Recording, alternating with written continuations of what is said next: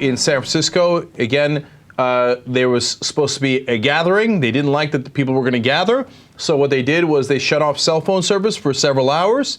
And then constitutional law professors were like, what are you doing? Right. You're shutting off all speech in that area.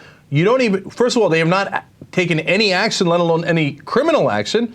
Second of all, you can't prohibit all speech when you're trying to limit a small amount of speech. Okay. I mean, it's wrong in 800 different ways. Let me give you more detail into that story to show you how egregious it is. So what ended up happening is Bart officials shot and killed a 45-year-old homeless man. The police officials claimed that the homeless man was trying to attack them, except witnesses said that the homeless man wasn't trying to attack them at all, and in fact, he didn't even have a weapon, although police officials are saying that he had a knife. Okay, so they shot and killed him.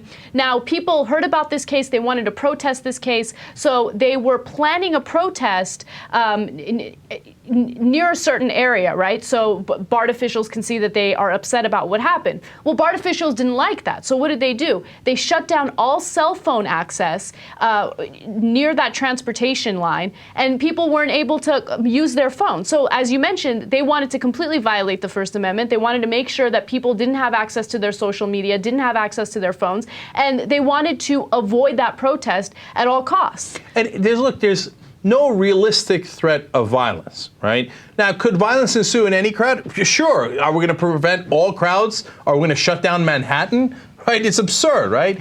No, what they're doing is at the heart of the First Amendment, stopping protests against government action. It doesn't get any worse than that. Now, if you want to get into the details, there has to be an immediate threat. There was no immediate threat. The government is not allowed to restrict free speech because somebody might do something illegal at some point later. Right. Of course. And they can't be this broad and prohibit everybody's speech just because you're concerned about certain people's speech, even though you don't even have a right to be concerned about that speech. I mean, this is as gross a violation of the First Amendment as it gets.